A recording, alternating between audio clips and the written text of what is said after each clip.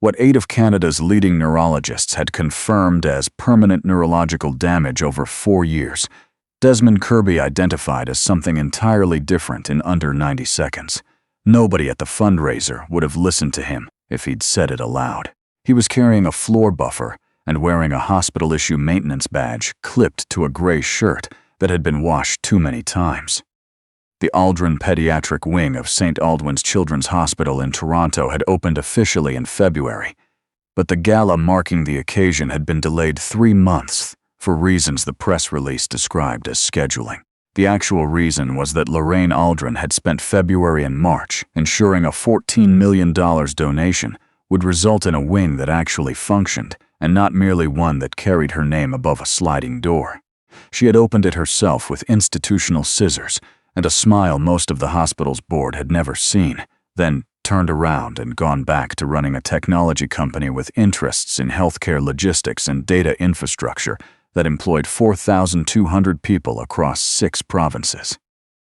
Desmond had been at St. Aldwyn's for 3 years, night crew maintenance, the kind of work that paid $2.10 more per hour than days, and asked nothing except that he stay out of the way when doctors were present.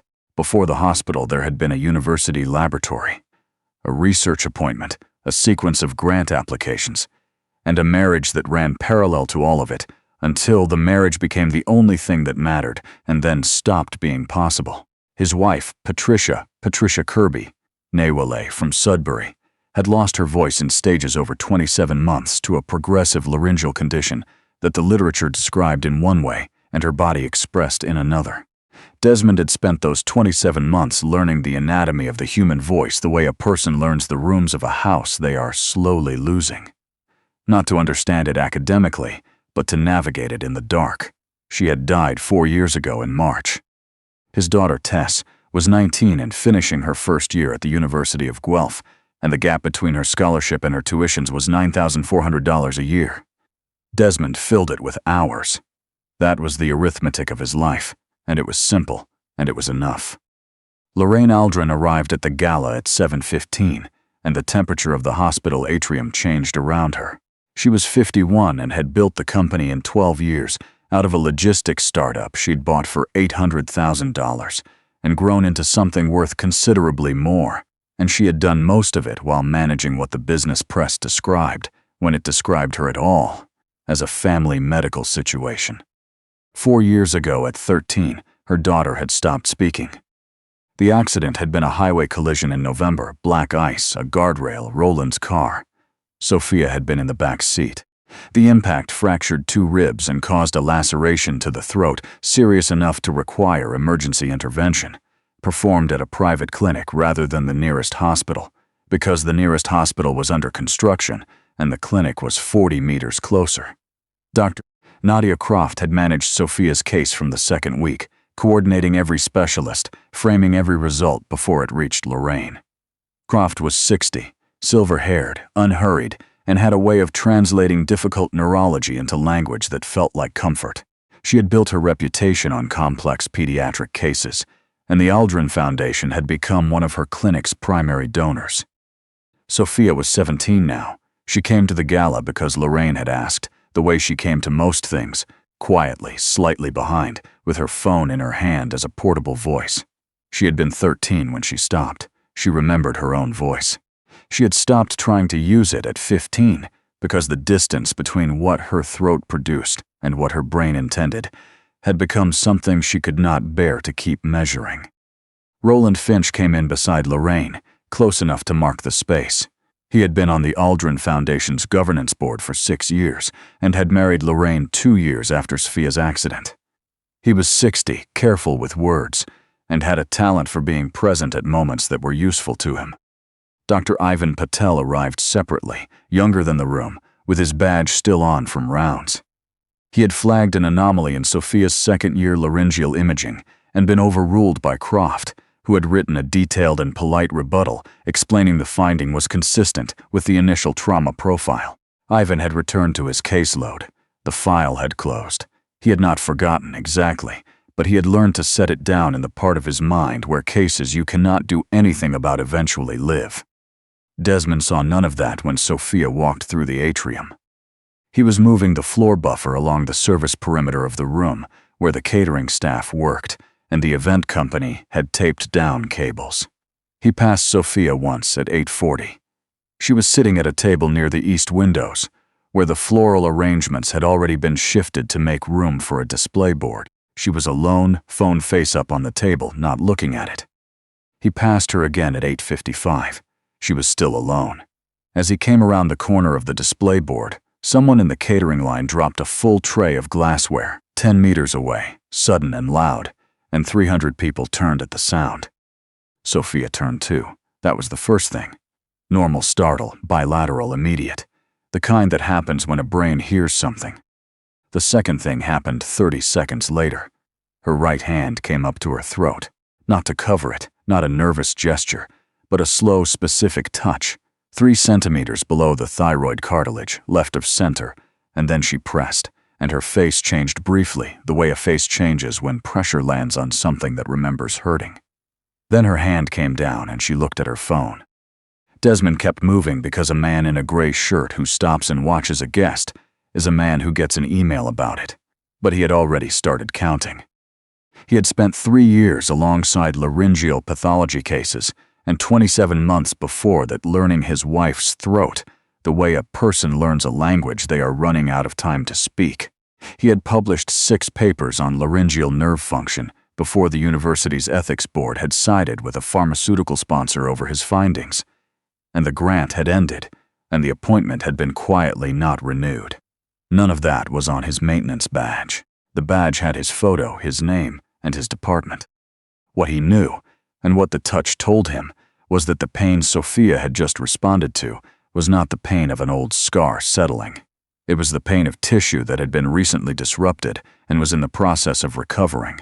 Neural tissue responds to pressure in a specific window after chemical intervention. He had read that in his own literature. He had watched it happen in Patricia's throat across 24 appointments. That kind of pain meant something had happened to that nerve recently, not 4 years ago. Recently. He found Sophia in the hallway leading to the accessible washrooms at 9:10. The corridor was narrow and he was wiping down the wall panel beside the door, and she had to slow. She raised her phone reflexively, ready to type. He held up his own phone instead, already typed. "Does it hurt there?" "The spot you touched earlier." She read it. She looked at him for long enough that he thought she was going to walk around him. Then she typed. "I've had 4 years of specialists. It's nerve damage from the accident." He typed back. "Brain damage doesn't hurt in your throat. Not at that spot. Not like that." Her thumbs went still. "When was your last appointment at Dr. Croft's clinic?" She typed. "Sigo, maintenance injection. They do it every few months." He wrote one more line. "Has anyone ever imaged your larynx with an EMG and not just your brain with an MRI?" She read that twice. Her expression did not change, but something behind it did, the way a surface changes when it registers a weight it wasn't expecting. Then Roland's assistant came around the corner with a wrap and took Sophia by the elbow and steered her back toward the atrium without a word to Desmond. Sophia glanced back once. Desmond stood in the corridor with a cloth in his hand and thought about what he had just said to a 17-year-old girl whose diagnosis he had no credentials to question, in a hallway where anyone who passed them would see a maintenance worker showing a minor his phone. He finished his shift.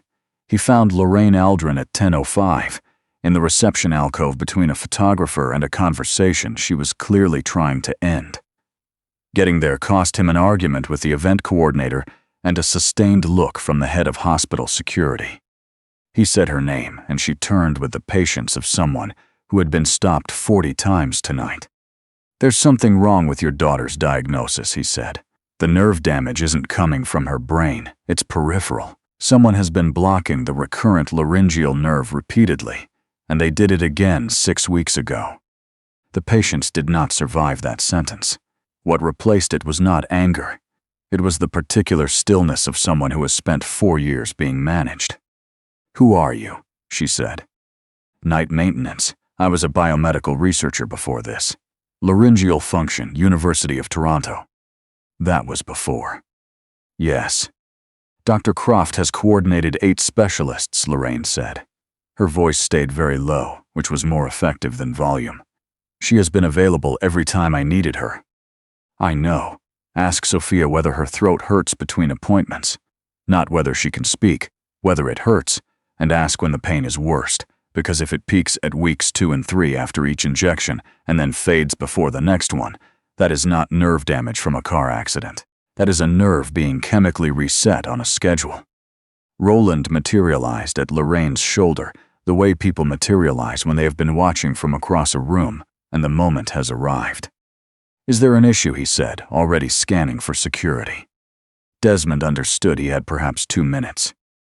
"The spot she touches is consistent with the recurrent laryngeal nerve, left branch," he said directly to Lorraine. "That nerve controls the left vocal cord. Chemical blockade on a maintenance schedule would produce exactly what she presents: no speech, no structural explanation on brain imaging, and periodic pain as the chemical wears off. It would look like brain damage, because everyone agreed it was brain damage, and built the imaging protocol around confirming that rather than ruling it out." Roland said the word janitor the way someone closes a folder. Lorraine did not respond to that. She was looking at a point past Desmond's left shoulder, which meant she was thinking. "Sophia has never mentioned pain to me," she said. "Has she been asked specifically? Whether that place hurts. Not whether she can hear, not whether she can try. Whether that specific spot hurts between appointments?"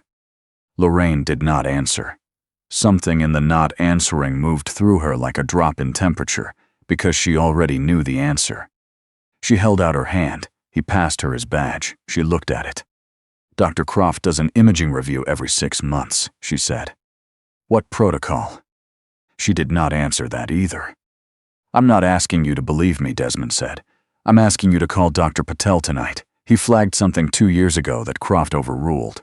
Get him to run an EMG and a fine-cut CT of the larynx, not the brain, the throat, 20 minutes. It either confirms the diagnosis or it doesn't." Roland said something about the evening's schedule. A server went past with a tray of empty glasses, and the noise of the room went on, being the noise of a room where 300 people were having a pleasant evening in a building that carried Lorraine's name on the wall. She handed the badge back. "St. Aldwyn's imaging tomorrow morning, 7:30, she said to her assistant who had appeared behind Roland. "Get Dr. Patel. Tell him it's about the Aldrin case, and tell him I want the laryngeal protocol he proposed in year 2. She looked at Desmond. "If you're not there, I'll know you were performing." "I'll be there," he said. She was already walking back into the atrium. Roland watched her go, then watched Desmond, and said nothing else. Desmond finished the shift. He drove home to his apartment in East York with the radio off, and sat in the parking lot and thought about a girl touching her own throat in a specific, private way that meant she had been doing it for a long time and had never once told anyone it hurt. He called Tess the way he did after late shifts, left a message, said nothing about any of it. At 7:30 the next morning, he was at St. Aldwyn's in the same gray shirt, which was the cleanest one he had. Ivan Patel was waiting in the imaging suite with his coffee untouched and the expression of a man who had been handed back a file he had spent 2 years trying to set down. He had flagged, in year 2, that the laryngeal branch pattern in Sophia's imaging did not match the cortical damage profile Croft had diagnosed. Croft had written a thorough, polite rebuttal, and the case had closed, and Ivan had moved on and learned something about what silence costs when you are the junior person in a room full of seniors who have already decided. The EMG took 14 minutes, the CT took 22. Ivan did not describe the results to anyone. He turned the monitor toward Lorraine and let her read it herself, which was, as it happened, the first time in 4 years that she had been in an imaging room and seen her daughter's scan rather than a summary of one. The damage was not in Sophia's brain. The damage was in her throat, bilateral chemical scarring of the recurrent laryngeal nerve, consistent in pattern with repeated chemical denervation. Not a single trauma event, a series of interventions, each administered at the depth and angle of a guided injection, each separated by a recovery window of approximately 4 months. The scarring did not match the original accident. The accident had caused a laceration to the anterior throat, requiring a small airway procedure. What Ivan was reading now had been added to the original injury in layers over time, administered under the category of neurological maintenance. One more finding: the nerve was not permanently destroyed. The most recent intervention was 6 weeks old. With targeted physiotherapy, nerve stimulation, and directed speech-language rehabilitation, function could recover. Not in a week, but it could recover. Lorraine stood at the monitor for a long time. She had built a company on her ability to hold a number in her head and know immediately whether it was telling the truth. She had never once applied that ability to her daughter's file, because doing so would have required treating 8 specialists as a set of claims rather than a wall. She understood now, standing in the imaging suite at 8:30 on a Tuesday morning, that she had outsourced the one competence she actually trusted. She had been managed, carefully and patiently, by someone who had understood exactly how to do it. Sophia read the monitor too. She had been told for 4 years that her brain had been damaged in a car accident, and that was why she could not speak. Her body had told her something different for most of those 4 years, and she had learned to distrust her body, because 8 people with credentials had told her the body was wrong. She picked up her phone and typed one line and turned the screen toward the room. It was never in my head. The intervention itself was not surgery. It was a course of nerve stimulation therapy combined with intensive speech-language rehabilitation, designed by Ivan and administered in daily sessions under his clinical oversight. He had asked Desmond the night before whether Desmond would be willing to run the daily protocol. He had read 3 of Desmond's published papers in the hours between the phone call and the morning, and he understood something about who was actually in front of him. Desmond said yes the way people say yes to things they already knew they were going to do. The first 3 weeks went exactly as he said they would. Sophia refused sessions 4 times in the first week. On a Tuesday afternoon, she left the room without writing anything and didn't come back for 2 hours, and Desmond sat in the hallway outside and waited because waiting was the work. She held up her phone on a Thursday showing only the word stop, and he stopped, and they lost the afternoon, and losing it turned out to be the only thing that made the following Monday possible.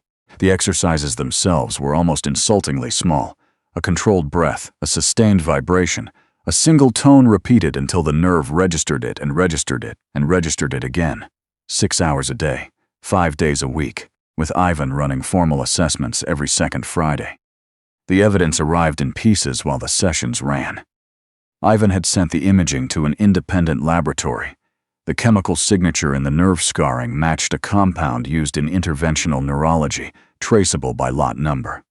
The lot numbers led back to Croft's clinic. The injection records existed in Sophia's file as laryngeal maintenance therapy, administered alongside her standard appointments. They had been there for 4 years. Nobody had read them, because nobody had asked what they were for, because the diagnosis was brain damage, and brain damage didn't come from the throat. The financial structure took 6 weeks to surface fully. Croft's clinic had received $2.4 million in donations from a foundation registered to Roland over the same 4 years. Roland had voted, in 9 board meetings, on acquisitions routed through entities he held interests in. He had done all of it in the quarters when Lorraine was managing Sophia's care and not reading acquisition proposals with the attention she otherwise would have. Lorraine read the forensic accounting report in her office on a Wednesday and did not move for a full minute afterward. Sophia had not been the target. Sophia had been the mechanism.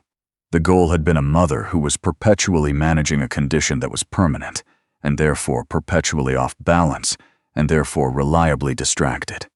Every quarter Lorraine spent half present was a quarter Roland controlled the room. She had not been the collateral damage. She had been the point. She gave outside counsel one instruction: build all of it completely and do not file until she said. Roland moved first. He raised the rehabilitation program at the October governance meeting with a folder and a tone of measured concern.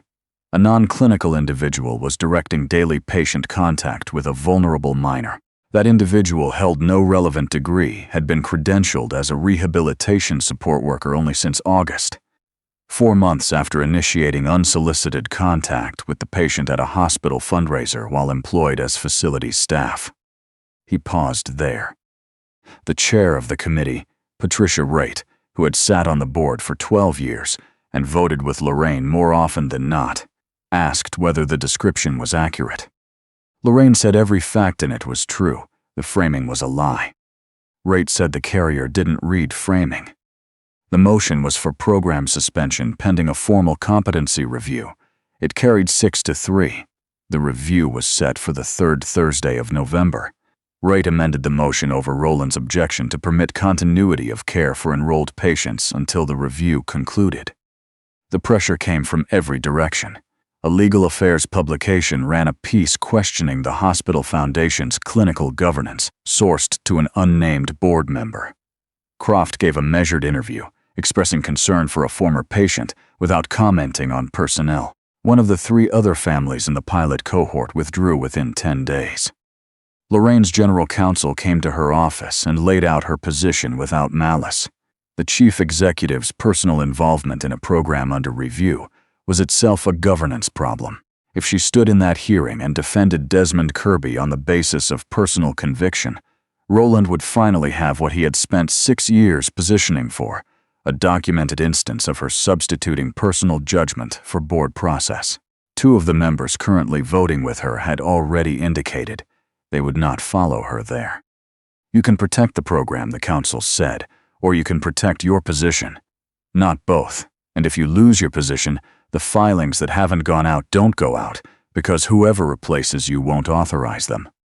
Lorraine went home that night and stood in the doorway of the therapy room. It was empty. On the whiteboard in Desmond's handwriting was the day's log, 38 trials, 21 correct. At the bottom, 1 additional line, sustained vocal tone, 2:47 p.m., approximately 1.8 seconds, unprompted. She looked at that line for a long time. In 3 weeks, 11 people around a table were going to vote on whether it had ever happened. The review convened on the 3rd Thursday of November on the 4th floor, the full governance committee around a table built for 16. Patricia Rate chaired. Rowland sat to her left with a folder he had already distributed. Ivan attended as clinical lead. Desmond came in a shirt he had bought for the occasion and sat where he was told. Rowland's first motion was procedural. He asked Rate to rule that Lorraine Aldrin, as both chief executive of the parent company and parent of the index patient, could not sit in judgment of a program treating her daughter. Rate took 60 seconds and ruled with him. Lorraine accepted it without argument. She had spent 3 weeks preparing to lose the vote, and had decided that the only thing she could still control was whether she told the truth in front of it. Rowland opened. He was unhurried and precise. He read the qualifications question into the record without embellishment. No clinical credentials. No relevant degree. A rehabilitation support worker credential obtained in August. First contact with the patient established at a foundation event while employed as hospital maintenance staff. Unsolicited, undocumented, in a service corridor. He asked the committee to sit with that last detail, not because of intent, because of what it would sound like read aloud in a deposition. Rate asked Desmond whether he disputed the facts as stated. Desmond said no. He set a binder on the table and left it closed. All of that is accurate, he said. Then he said that none of it was the question the committee needed to answer. The question was whether the work worked. He slid the binder to Rate, 112 days of session logs. Every trial, every refusal, every failure, time-stamped and countersigned by Ivan every second Friday. The 4 refusal days in the first week were logged as 0. He had not cleaned them. Rowland observed that self-prepared records were not independent evidence. Ivan answered that. He had not spoken yet. He had spent 2 years being politely overruled on this case, and those 2 years had taught him something specific about what it costs to go quiet. He placed 4 assessment reports on the table and read them in sequence. At baseline, vocal fold mobility 0%, no functional phonation under any condition tested. At 60 days, intermittent phonation on structured trials, sustained tone achieved twice. At 90 days, consistent phonation on structured tasks, word approximations emerging. At 112 days, 44% accuracy on word identification tasks, spontaneous vocalization documented on 3 occasions. He added 2 more files. There was one other patient enrolled in the program, a 12-year-old with post-surgical dysphonia. She was showing measurable gains against her baseline. The cohort was small. The direction was consistent. "This committee has not been asked to publish a paper," Ivan said. "It has been asked whether this works." Roland said that outcomes did not resolve the credentialing exposure, and that a positive result obtained through an unqualified channel was still an unqualified channel. Lorraine had been silent for 38 minutes. Her general counsel's prepared statement lay in front of her. 2 paragraphs, neutral, measured, deferential. She did not look at it. She said she had been recused from the vote and accepted that. She asked the minutes to record that what followed was offered as the parent of the patient, and that she understood it might cost her more than the vote would have. Rate said the record would reflect it. 4 years ago, Lorraine said, my daughter stopped speaking, and 8 specialists confirmed it was permanent neurological damage from a car accident. I was given those 8 opinions. I read none of the original imaging. I read no injection records. I was told what the file contained by the physician managing the case, and I accepted it, because she had the credentials, and I had a company, and it was easier to trust the wall than to look behind it. Nobody at the table moved. There is no neurological damage in my daughter's brain. There are 4 years of chemical nerve blocks in her throat, administered on a schedule, by a physician whose clinic received $2.4 million from my husband's private foundation during the same period. The imaging protocol that confirmed the brain damage diagnosis was specified in writing, in that physician's handwriting, at a resolution that stopped 3 centimeters above the point of actual injury. She let that sit. That is not an oversight. I have the engineering report and I have the file, and both are with outside counsel. She looked at Roland. You asked this room to decide whether credentials predict outcomes. 8 credentialed specialists examined my daughter for 4 years and produced a diagnosis that was wrong and a treatment plan that was compounding the original injury. A man in a maintenance uniform looked at her for 90 seconds and was right. I am not arguing that credentials are irrelevant. I am telling this committee that in this case, they were the instrument. The wall was the thing doing the damage. Rate called the roll. She went alphabetically, and Roland had counted correctly. After 7 names, the vote stood 4-3 for suspension, with 4 names remaining, 2 of whom had privately told Lorraine they would not follow her into that room. Sophia had been sitting against the north wall since the review opened, because Ivan had wanted her present, and Lorraine had not been willing to leave her outside. She had followed, perhaps half of it. 44% word discrimination meant a room full of overlapping adult voices was still mostly noise, and she had spent the hour doing what she now did constantly, finding shapes in the noise and building meaning from the pieces she could reach. There was a word she had been working on for 11 weeks. 2 syllables, both labial. Desmond had logged 61 attempts across the session records. The whiteboard notation Lorraine had stood reading 3 weeks before had been a fragment, less than 2 seconds imperfect, and had not come again since. Rate read the 8th name. Sophia stood up. She was not holding her phone. She opened her mouth and took a breath, and the word came out the way things come out when they have been held back for 4 years. Imperfect, too loud, catching on the 2nd syllable, completely unmistakable. Mum. It landed in a room that had spent the last 50 minutes arguing about whether the process that produced it had been properly documented. Lorraine Aldrin, who had not cried in front of a board in 9 years, put both hands over her mouth and made no sound at all. Rate sat back slowly in her chair. Roland looked down at his folder. The remaining 4 members voted against suspension. The motion failed 7-4. Rate entered 2 additional items into the minutes. The first, the committee would open a separate matter regarding the conduct of the physician who had managed the patient's case, and outside counsel's file would be requested. The second, a formal censure of Lorraine Aldrin for governance conflict of interest in the establishment of the program, with a recommendation that she step back from the foundation chair. Lorraine stepped down from the foundation chair in December. She kept the chief executive's office at the company by a margin of 2 board votes. She had not expected to survive, and the censure stayed permanently in the record, and Roland had finally obtained the documented instance he had spent 6 years positioning for. It simply arrived at the wrong time for him to do anything with it. The filings went out the following week. Croft's clinic was placed under regulatory review. The injection records, the financial transfers, and the imaging specifications together constituted a pattern the college described as deliberate rather than negligent, and the professional consequences moved faster than the civil ones. Rowland resigned from the board in January, citing other commitments. The letter prevented nothing. A shareholder action remained in discovery 18 months later.